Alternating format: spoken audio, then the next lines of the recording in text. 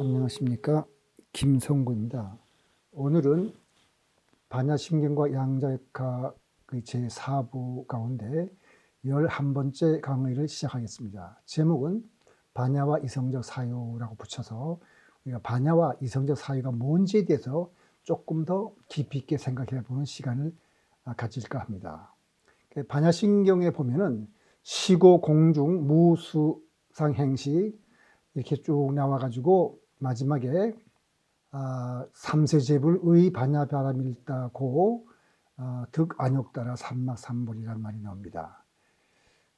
이제 해석하려면 그러므로 공 가운데는 지혜도 없고 또한 어둠도 없느니라. 얻을 바가 없으므로 보살이 반야바라밀다에 의지하는 고로 마음에 걸림이 없으므로 공포가 없으며 뒤바뀐 헛된 생각을 멀리 떠나 마침내 열반에 이르며 삼세제불도 반야바라밀다에 의지하는 고로 안욕따라 삼막삼볼이를 얻느니라. 이런 뜻이 되겠습니다. 그러니까 공을 깨닫는다면, 즉 일체 사물의 실체가 없음을 깨닫는다면 집착이 없어서 마음에 아무런 걸림이 없을 것입니다. 그래서 그 전에 예를 들었습니다만, 업고 있던 여인을 내려놓자 말자 더 이상 미래 없이 길을 가는 경호스님 같은 마음이라면 분명히 대자유인임이 틀림없을 겁니다.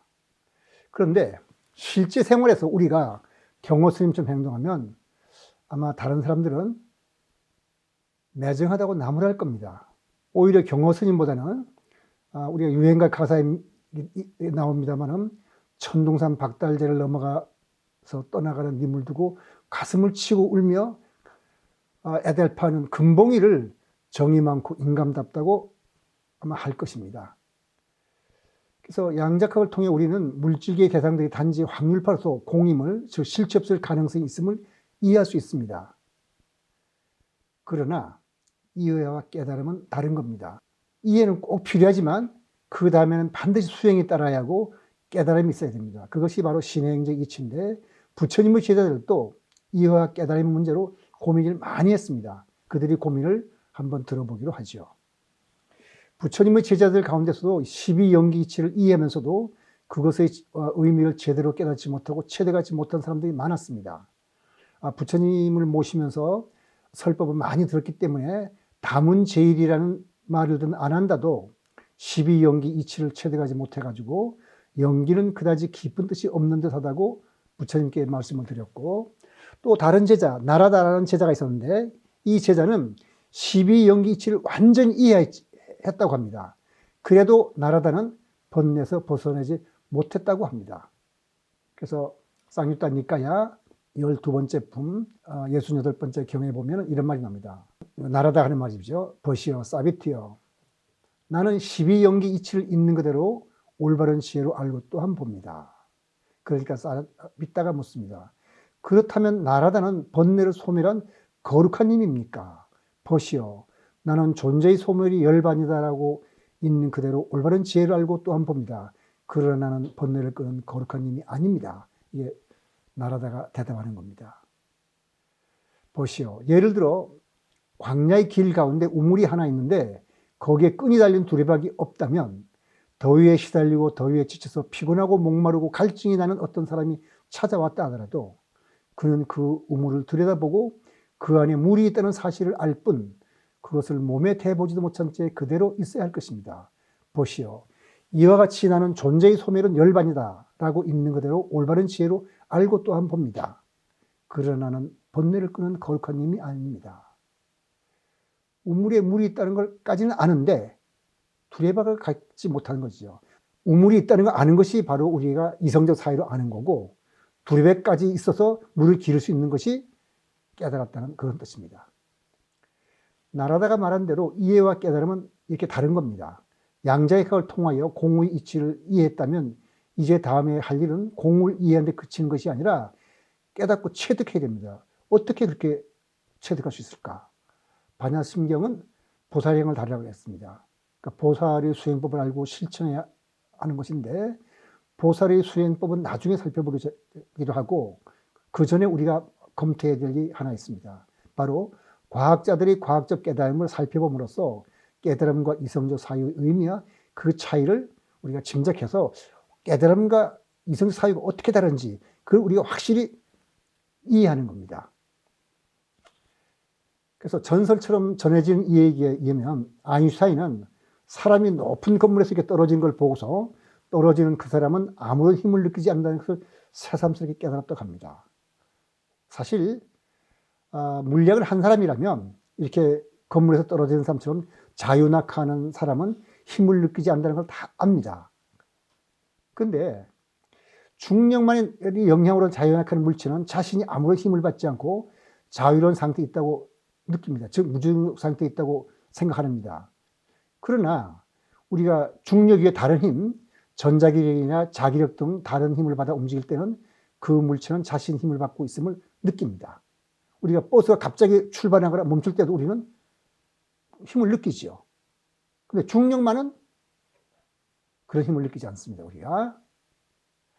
그러니까 자유낙하는 물체가 힘을 느끼지 않는다면 중력장에서 움직이는 모든 물체들, 지구를 도는 달이나 태양계의 행성들이나 태양계 밖의 별들이나 별들의 모임인 은하든지 그것이 무엇이든지 그것들은 아무런 힘을 느끼지 않아야 될 겁니다.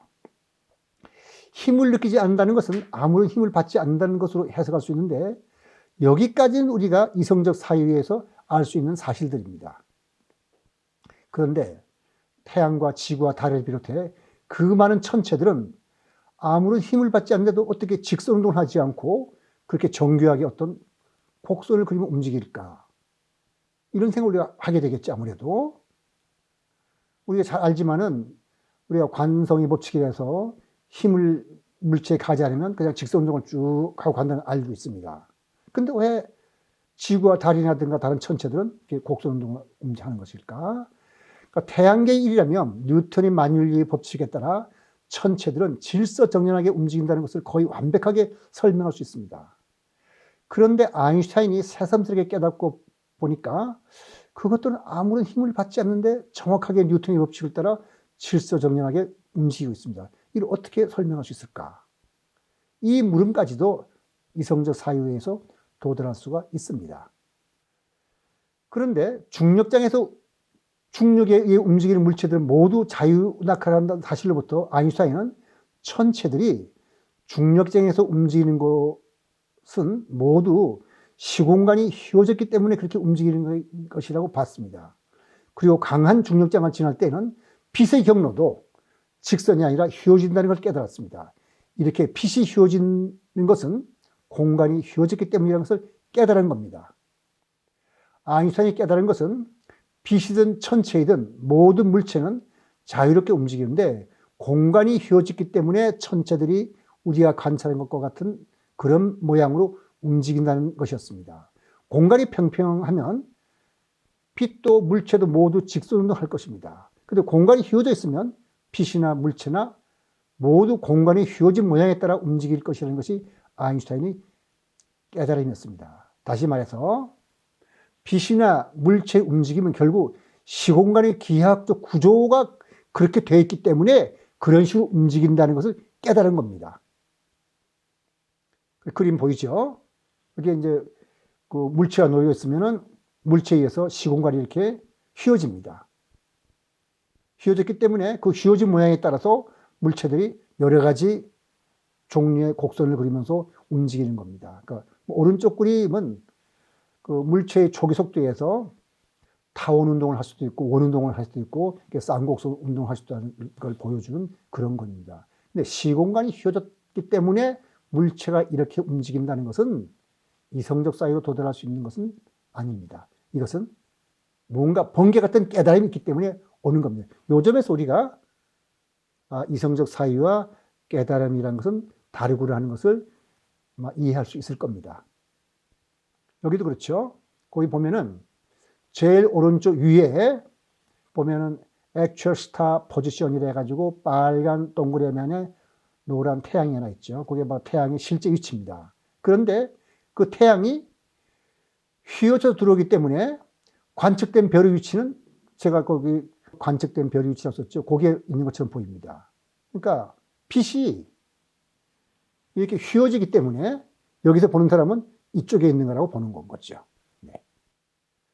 여기도 뭐 그런 모양들을 좀 그려놓은 겁니다. 제 아래 그림은 이제 블랙홀이 돼서 공간이 확 휘어지면 거기 빛도 쑥 빠져버리면 빠져나오지 못하는 뭐 그런 그림들.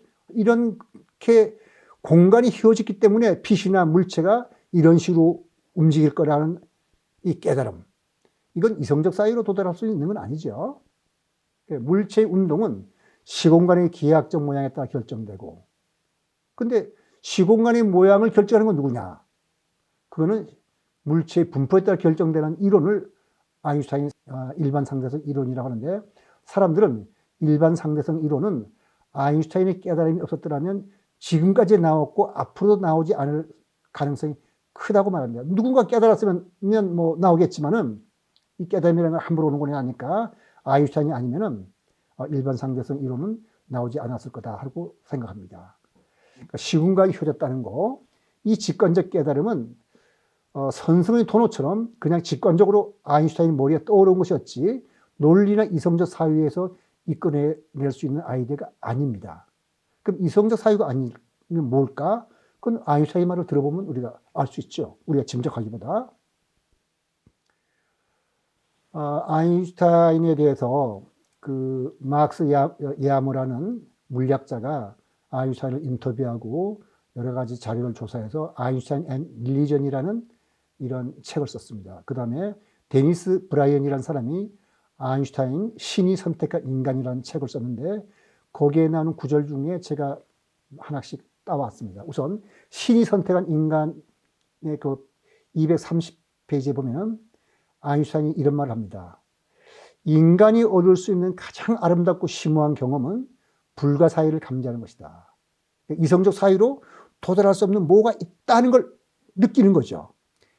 이것이 종교의 근본 원리이며 예술과 과학에서의 진지한 노력들도 여기에 뿌리를 두고 있다. 이렇게 우선 아인슈타인 자신이 그렇게 말합니다. 그 다음에 아인슈타인의 릴리전이라는 책의 134페이지에는 영어로 써놨는데 그냥 제가 밑에 한국말로 번역해서 읽을게요. 물리학자들에게 주어진 궁극적 임무는 세계의 모양을 논리적으로 추론할 수 있는 가장 일반적인 기본 법칙을 찾는 것이다.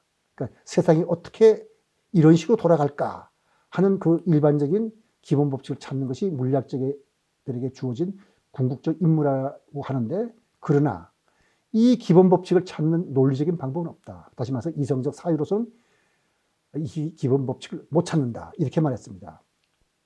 그러면서 하는 말이 그 다음에 138페이지 계속 이어져서 과거의 영역에 있는 모두 훌륭한 생각은 종교적 감정에서 나오는 것이다. 그랬습니다.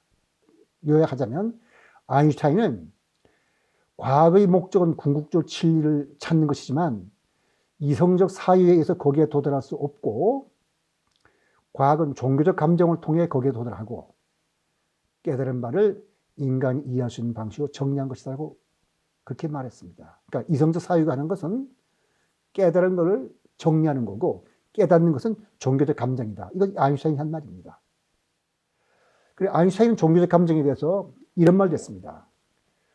우주 종교적 감정이란 말을 했는데 우주 종교적 감정이란 말은 이제 조금 종교적 감정을 더 승화시키고 과학과 종교적 진리가 같다고 보고서 하는 말인데, 우주 종교적 감정이란 인간이 갖는 그릇된 욕망의 허망함을 깨닫고 정신과 물질 양쪽 측면에서 나타나는 질서의 신비와 장엄을 느끼는 것이다. 이 느낌은 느끼보지 않는 사람은 이해할 수 없는 것이다 그랬어요.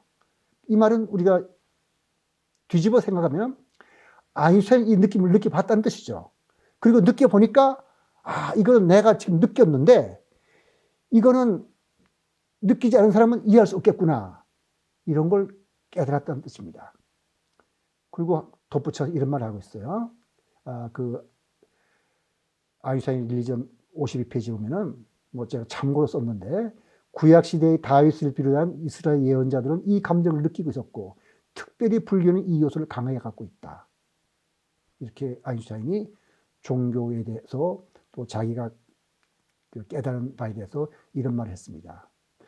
그러니까 아인슈타인이 시공간의 기하학적 구조를 생각하는 과정을 살펴보면 그것은 어떤 직관적 깨달음에 의한 것이지 이성적 사유에 의해 도달한 것이 아님을 우리가 알 수 있습니다.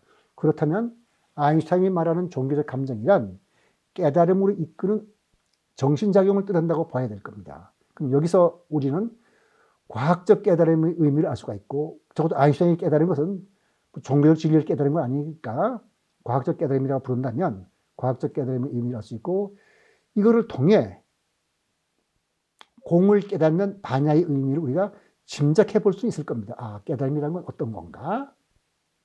그러니까 반야를 기르고 진리를 있는 그대로 보는 방법이 바로 수행인데, 수행법을 살펴봐야겠지만 그 전에 먼저 물어봐야 할 것입니다. 불교적 진리도 과학적 진리도 분별지로서는, 그러니까 분별지가 바로 이성적 사유인데 그것으로서는 도달할 수 없다면 우리는 이성적 사유를 그만둬야 될까? 그러니까 생각을 멈추고 깨달음만 기대해야 될까? 뭐 그런 물음을 던진 건데, 다음 강의에서는 이성적 사유의 역할에 대해서 한번 살펴볼 예정입니다. 오늘 강의 여기서 마치도록 하겠습니다.